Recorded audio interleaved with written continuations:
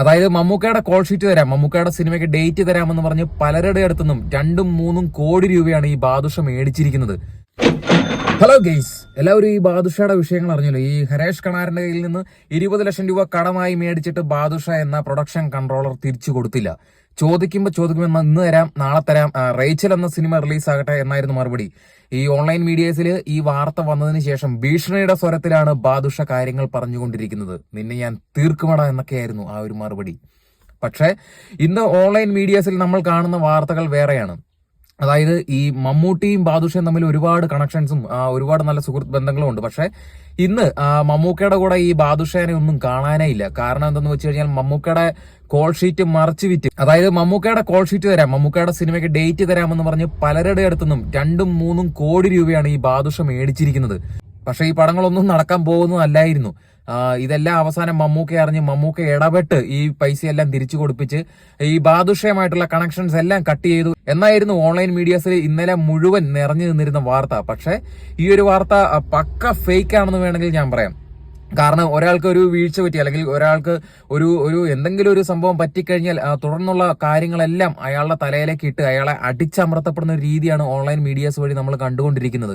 ഈ ഹരേഷ് കണാരനും ബാദുഷയും തമ്മിലുള്ള വിഷയം എന്താണെന്നൊന്നും നമുക്കറിയത്തില്ല. നമ്മൾ ഒരാളുടെ പക്ഷം മാത്രമേ കേട്ടുള്ളൂ. അതായത് ഹരേഷ് കണാരന്റെ പക്ഷം മാത്രമേ നമ്മൾ കേട്ടിട്ടുള്ളൂ. നമ്മൾ ബാദുഷയുടെ പക്ഷം ഒന്നും കേട്ടിട്ടില്ല. അപ്പോൾ ഒരു വ്യക്തി പറയുന്നത് മാത്രം കേട്ടിട്ടാണ് നിങ്ങൾ ഈ ഓൺലൈൻ മീഡിയാസ് മുഴുവൻ ഇങ്ങനെ ഓരോരോ കാര്യങ്ങൾ വലിച്ചടച്ചുകൊണ്ടിരിക്കുന്നത്. ഇപ്പൊ മമ്മൂട്ടീനെയും കൂടെ ഇതിന്റെ ഇടയ്ക്കോട്ട് വലിച്ചിറക്കിക്കൊണ്ട് വന്നിരിക്കുകയാണ്.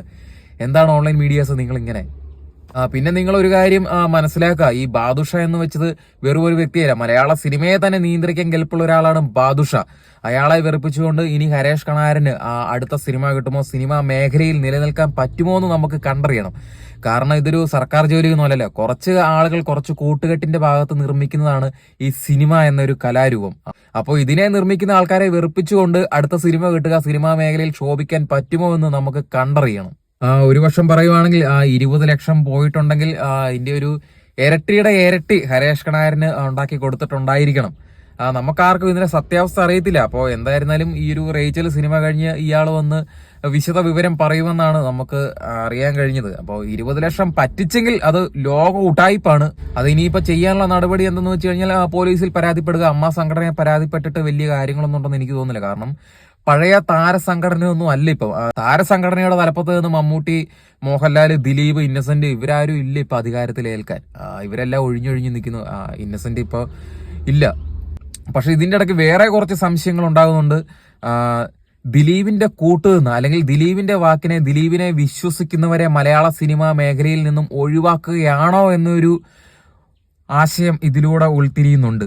കാരണം ദിലീപിനെ ഒന്ന് സപ്പോർട്ട് ചെയ്ത മീര ജാസ്മിൻ ആകട്ടെ, നവ്യ നായരാകട്ടെ, അല്ലെങ്കിൽ ധർമ്മജനാകട്ടെ, ഷാജോൺ ആകട്ടെ, ഇന്നിപ്പോ ഹരേഷ് കണാരനും കൂടി ആകട്ടെ, ഇവരെല്ലാം മലയാള സിനിമാ മേഖലയിൽ നിന്നും ഔട്ടായിക്കൊണ്ടിരിക്കുകയാണ്. ആരാണ് ഇതിന്റെ പുറകിൽ പ്രവർത്തിക്കുന്നത്, ആരാണ് എന്തിനാണ് ഇങ്ങനെയൊക്കെ പ്രവർത്തിക്കുന്നത് എന്ന് നമുക്ക് കണ്ടറിയണം. അപ്പൊ എന്തായിരുന്നാലും ഈ ബാദുഷയുടെ ഭാഗത്ത് നിന്ന് നല്ലൊരു സംസാരം കേൾക്കാൻ നമുക്ക് ഇടവരട്ടെ എന്ന് നമുക്ക് ആഗ്രഹിക്കാം. എന്തായാലും റേച്ചിൽ ഇറങ്ങട്ടെ. റേച്ചിൽ വിജയമാണോ നഷ്ടമാണോ എന്ന് നമുക്കറിയാമല്ല. അത് അതിന്റെ വഴിക്കങ്ങ് പോട്ടെ. നമുക്ക് ഈ ഹരേഷ് കണാറിന്റെ കാര്യം നോക്കിയാൽ മതി.